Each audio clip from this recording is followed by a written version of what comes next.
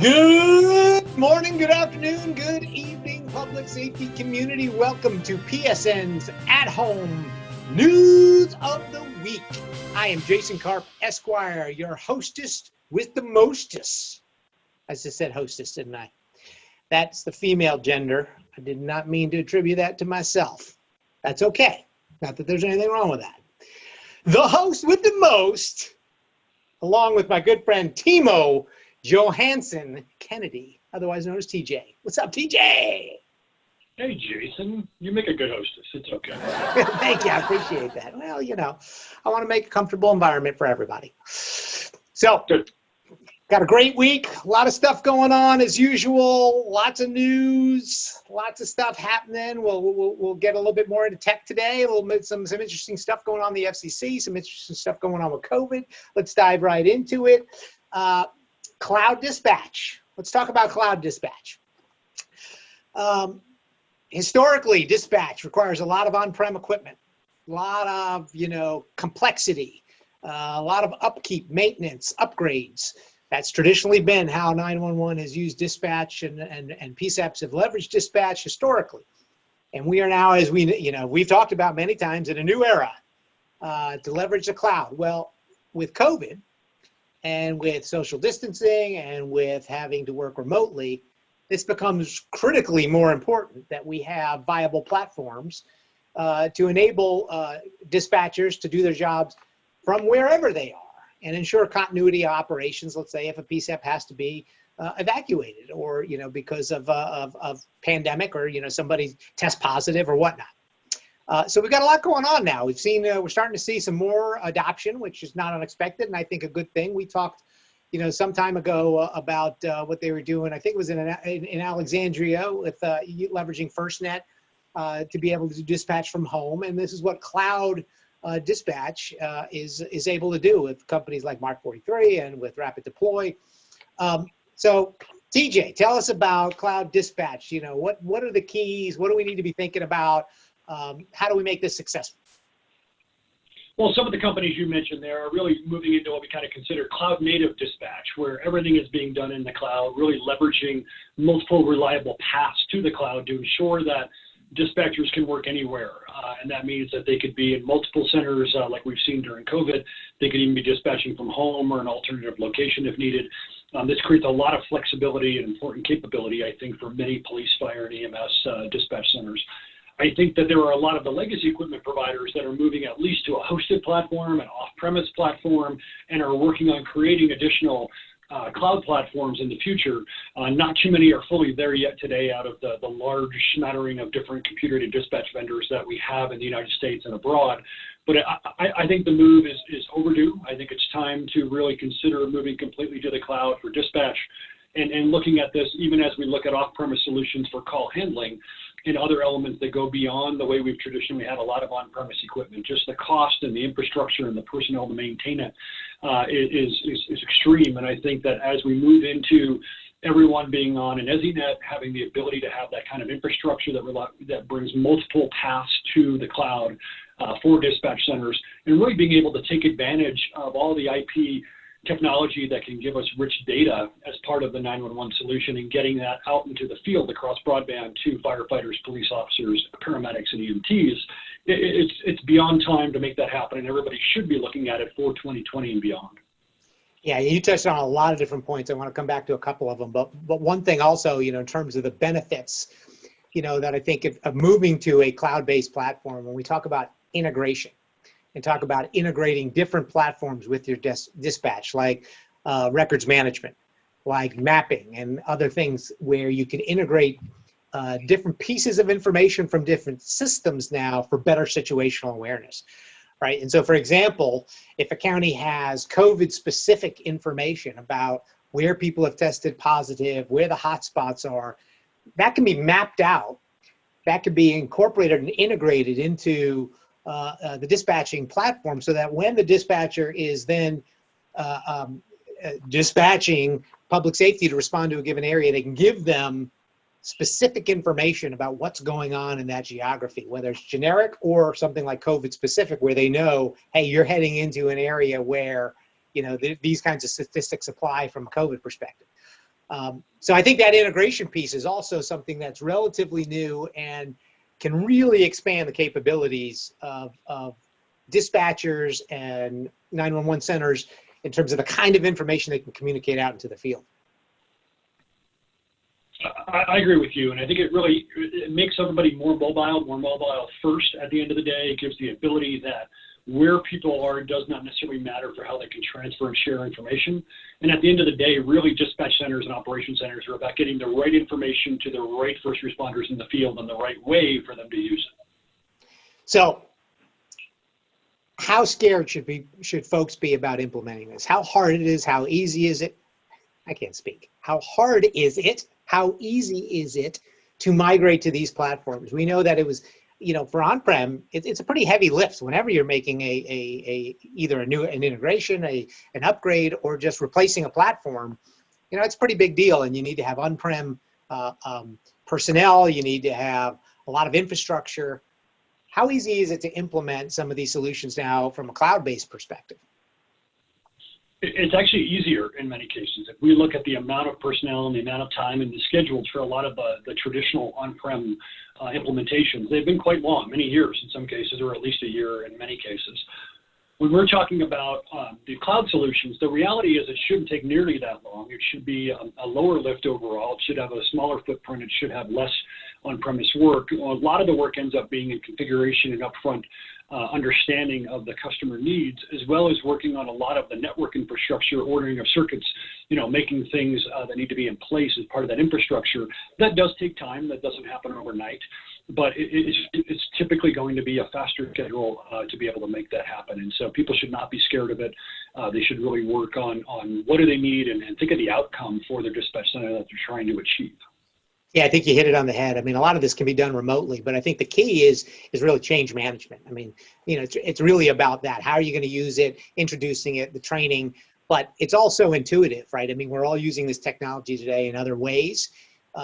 So, you know, I agree. I think it's a relatively easy transition, and it's just about, you know, managing through that change with the various resources and personnel you've got.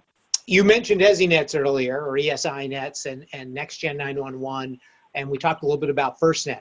So talk about the connectivity piece. I mean, I think one of the concerns has been, well, how do I ensure that this is reliable? And what kind of backup do I have if, you know, I have to evacuate my center or it goes down? Well, I think most PSAPs, or public safety answering points, already have the need to have multiple paths for backhaul to and from their centers. And so they should already have multiple paths of fiber. They should have microwave connectivity as an additional backup. They should have wireless with things like FirstNet, so that you have multiple paths to connect to the cloud at all times.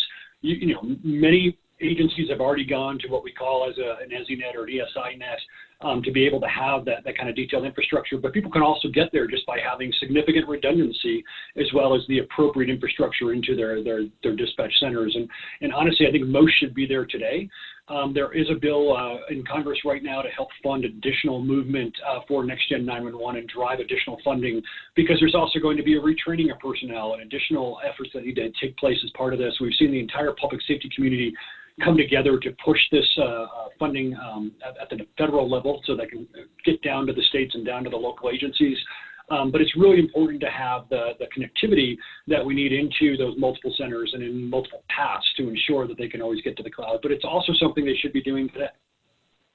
Yeah, spot on. I mean, with FirstNet, with these ESI nets, and the nice thing about the cloud, right, is you have a built-in disaster recovery solution when you're using a cloud-based dispatch. So if you do have a local dispatch center go down, you can have a statewide coordinator who can access that information, doesn't have to be on premise, and then can help to take the load off of that particular center and reallocate it, where it needs to be. And everyone can get access to the necessary information because it's all cloud-based. It doesn't matter where you are. I mean, you could be over here, or you could be over here, and you can still access the information. And that's really cool. I think it's about reliability, it's about redundancy, and it's also about failover, to your point, that more centers could support additional traffic surge and other elements that happen during disasters if everybody was leveraging cloud-based solutions and really having those multiple paths to the cloud all the time. Yeah, spot on. So anyway, I think really important information, something that, every dispatch center should be looking at as far as I'm concerned, as we upgrade, and hopefully get these bills passed out of Congress to allocate more funding, to be able to upgrade, each of these centers, consolidate centers, and really change the mode of operation so we can do it anywhere. And that's just going to give us the kind of flexibility and security that, that we all need. So spot on stuff. Let's move to the FCC. Let's move to the T-band. Controversial subject. It's been going on for years. We've been talking about this. When we were at FirstNet, we know this was a big issue.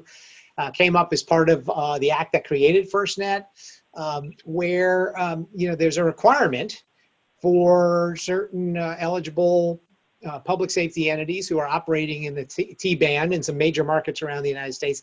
They have to relocate out of that spectrum, and that's been moving forward and now is coming up. Where the FCC has now issued a notice of proposed rulemaking to kind of address all of the various questions necessary to move those folks off the spectrum, to determine how that spectrum can be used going forward, where public safety entities are going to end up in terms of new spectrum, because that's not determined or decided yet, how it's all going to get paid for. And all that. So they came out with the notice of proposed rulemaking this week, with all of those kind of questions and some general conclusions, and we'll share some of those in a minute. But I'll preface this with, we know that both the FCC, well, certainly the FCC, and those in Congress who think this should never happen. Give us a little bit of your take on what the issue is here, how you foresee it getting resolved. And what you think the right resolution is. I think there's a couple of elements to go into this, and it's fairly complex for those that don't necessarily live in the major metropolitan areas, the 11 or so that have the most issue around T-band. First of all, we've seen, I think it's for the 8th year in a row, the amount of land mobile radio spectrum registrations for public safety have gone down. So clearly there is less land mobile radio being utilized day in and day out. And I think that was the honest intention when we go back to when the bill was created, that there would be less LMR usage in 2022, 23, 24, and that's happening. So let's give some due credit that there is less land mobile radio usage today than there was 8 years ago. The reality, though, is that the major metropolitan areas have very significant departments with very large, deployments, very expensive infrastructure into land mobile radio in the T-band, and they're not ready to move on. There's also another unique element to this, and it's that this spectrum auction would have to generate more than about $6 billion under current estimates to pay for these agencies to move off to new spectrum and to deal with new equipment and new programming and all the different elements that would be a part of that. And so first of all, the FCC could actually go through this NPRM, go through this entire process, go through an entire auction, have it fail. Will be 2 or 3 years from today, and it's still not going to happen because it wouldn't have funded the moves that would be anticipated. And everyone has got together, though. Yeah, I was going to say, and the FCC's recognized that. I mean, the one good thing, I think they recognize that in their notice of proposed rulemaking. Almost dropped my notes. But they recognize that there's this $6 billion figure from historic research that had been done, and they said as a requirement that they would have to raise that amount in auction fees in order to issue the licenses in the first place. So they get it. I mean, and so if that doesn't happen, they're, I think, very prepared to say we're not moving forward. Correct. So to me, that's probably your worst case scenario, is that the spectrum auction fails and it doesn't fund it and it doesn't happen. I think everyone has smartly, gone back to Congress, including the FCC, and said, hey, let's prevent all this work to go through all these motions and have a failed auction and not move these folks anyway and put them through that hassle, which isn't fair to the agencies. Instead, let's go ahead and do some legislation that go ahead, changes when this would happen or changes how it should happen, fixes this element. And I think that's appropriate at this time. And I think, let's just legislate it correctly, in Congress and solve the problem. It seems like everyone in public safety and the SEC are all on board on making this happen. It seems like there's some champions on Capitol Hill. So I believe this will happen, and hopefully there's some urgency to get it done. Okay, putting you on the spot. The over/under that Congress is going to take action to kibosh this whole T-band, migration in this administration.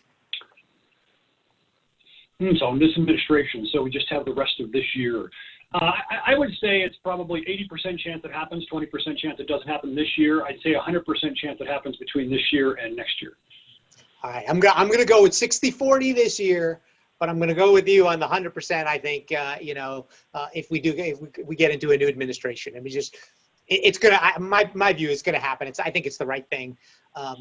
There's just, as we know, there's the 911 infrastructure bill. There's so much going on right now that's not getting through. I'm just a little skeptical that, this one will make it through before November, or before the end of the year, but we'll see. So once it happens, we'll get back on and we'll see who won that bet. And you can buy me dinner, which would be good. Or you could buy me dinner, depending on how it turns out. Or at least remotely. You could send me dinner. Socially distanced. You could Venmo me. Okay. That's right.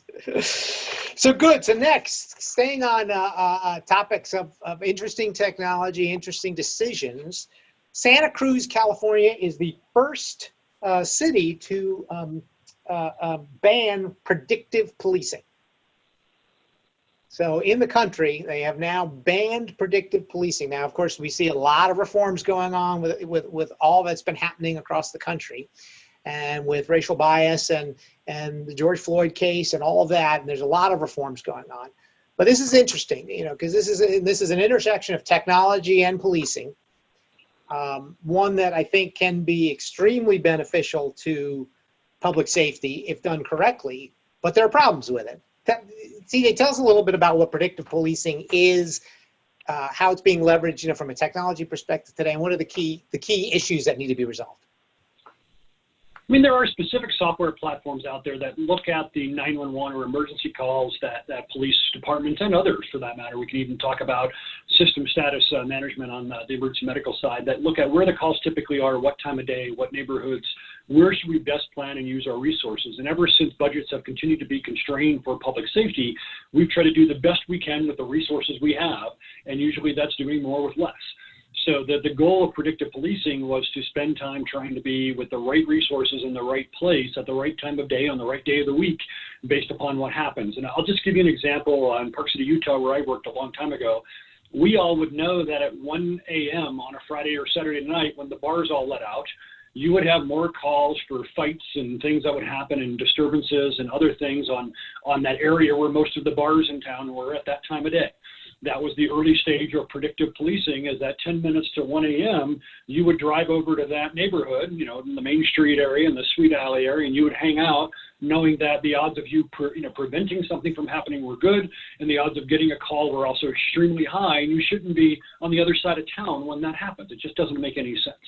So to say that there's not any predictive policing going on in somebody's head or in a software program or what have you is a little bit, over the top, I think. I do believe there are smart things we should be doing with programs like CompStat, for instance, which is looking at those statistics, very common in a lot of big cities, and a lot of smaller cities have it now. There's a number of software programs out there, Predpol and others, on predictive policing that do these kind of elements. But I also think it's important to have an ethics board and oversight board that looks at how these tools are being utilized. And so if we look at how some of the vendors, I think a great example is Axon and what they're doing with their AI ethics board. To look at technology that they implement, they have an AI ethics board with a number of world-renowned experts that are not all law enforcement, that are weighing in on the best uses and when things are ready to be utilized, and also looking at things such as racial bias and other elements that need to be considered, that they don't end up being built into the technology. And that has happened. I mean, we need to be honest, it hasn't always been done correctly. And so there's appropriate concerns, and I think there's appropriate oversight that needs to be put into place.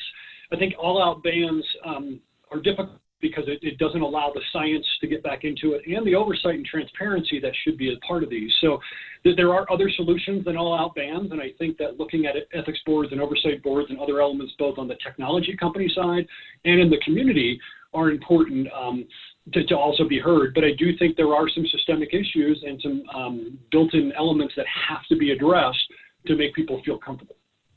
Yeah, you hit it, and it's interesting. And I want to make one clarification on Santa Cruz as well, so that everyone has the full information. But when you talk about that predictive policing, knowing where things are going to happen, and with software that's taking that data, right, historical data to see where have events traditionally happened. If you're talking about policing where it's been in highly poor neighborhoods or in ethnic neighborhoods where there's been a lot of police presence, right, by definition, not necessarily, not by intent necessarily, but by definition of the algorithms, they could be biased. They could be biased in terms of how and where they're dispatching folks before events ever take place, and create a much bigger police presence, say in a lower income or a higher ethnic neighborhood where it's not necessarily warranted per se, or certainly that would be the perception of the citizenry. So I think, and what they said in Santa Cruz is, while there's a ban, and I'm spot on with your approach in terms of ethical committees and oversight committees, but they said there's a ban now, but it's a matter of fixing, what they perceive as the problems within the technology. I don't think it's intended to be we're never doing predictive policing. I think what it's saying is we recognize there's a problem, and we're committed to work with the local police department and with the technology providers to solve this issue, either whether it's a technological solution, or a committee, personnel resource solution, or both, like what Axon's doing. So spot on. Well, and let me just add one more piece. I think it's great to have a pause and to look at, making sure they're doing it the right way.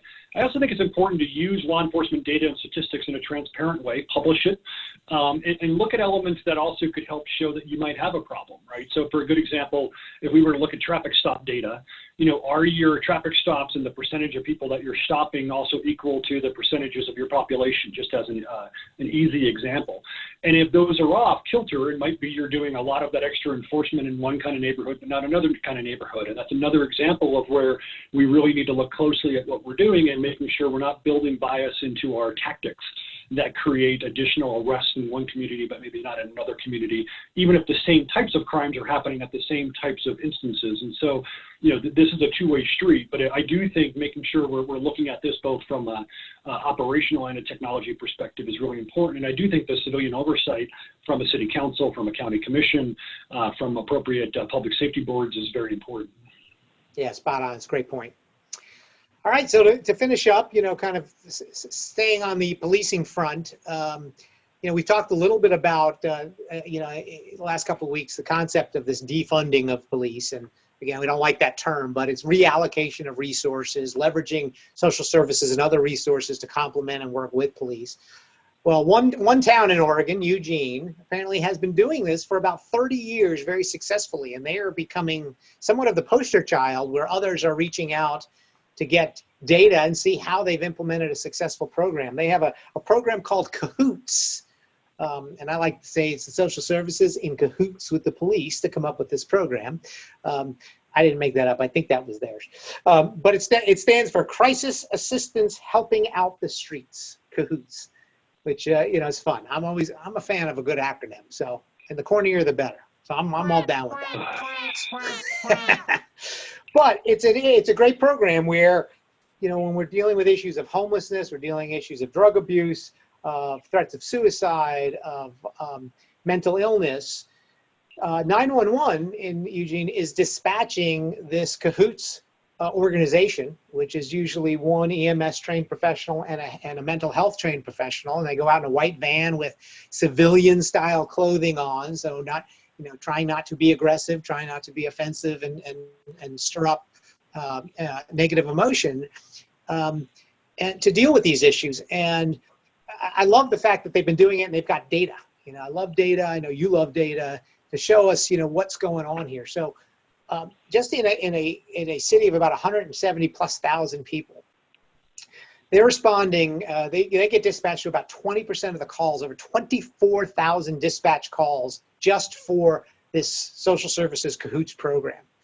And of that, only about 0.5% of those required any police follow-up or intervention.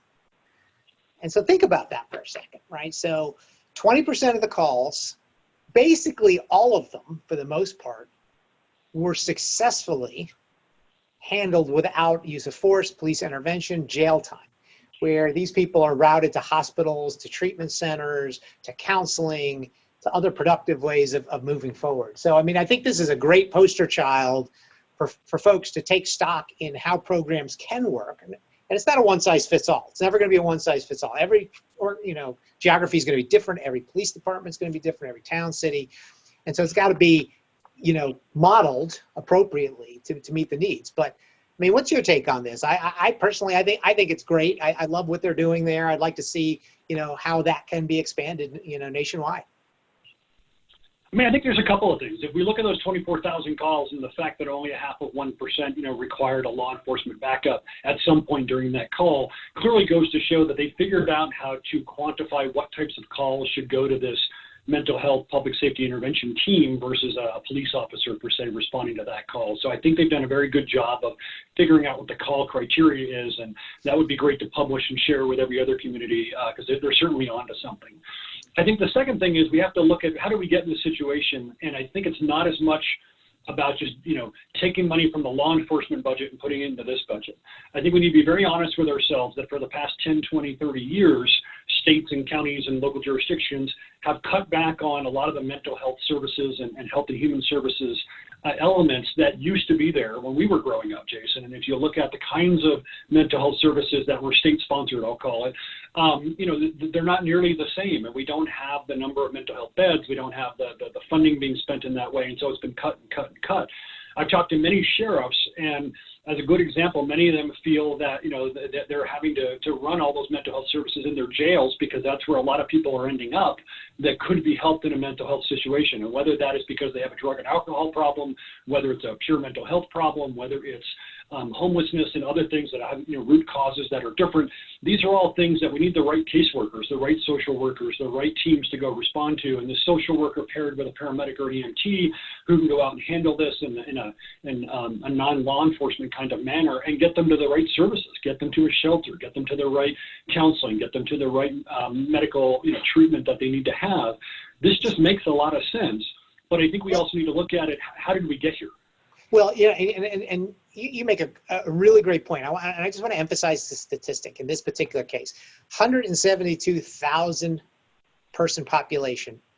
In 2019, 24,000 calls, which were mental illness, drug, suicide, homeless related. What's that, about 15% of the entire population in terms of number of calls, to your point, in terms of the necessary funding and resources.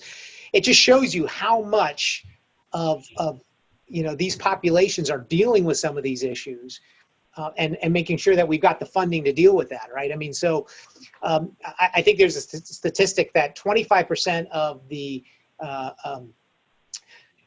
on-the-job shootings, the use of force, 25% of those individuals have some type of mental illness. So if you take, a program like this and you have the right resources and you can allocate resources to resolve it, you're also talking about reducing the amount of jail time, individuals that have to go through the system and is a drain on resources, potential, hospital or violence or injuries, as a result of, some of these folks are unstable, and if they, they're dealing with police, that's when things can escalate, right? And so you're talking about such tremendous benefits, but you're spot on. Is we, these services have been cut year after year after year, but when you look at the very basic statistics and you see what kind of percentage of these cases would benefit from these kinds of programs, it's a bit mind-boggling to me. I mean, I think it's really, really telling. That's what I love about this data. I mean, I just think it gives us a lot of insight into making smart decisions.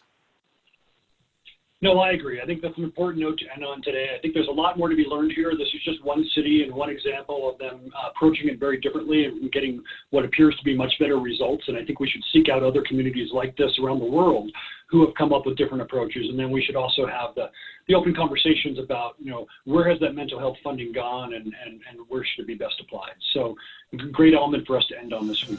Absolutely. Terrific discussion as always.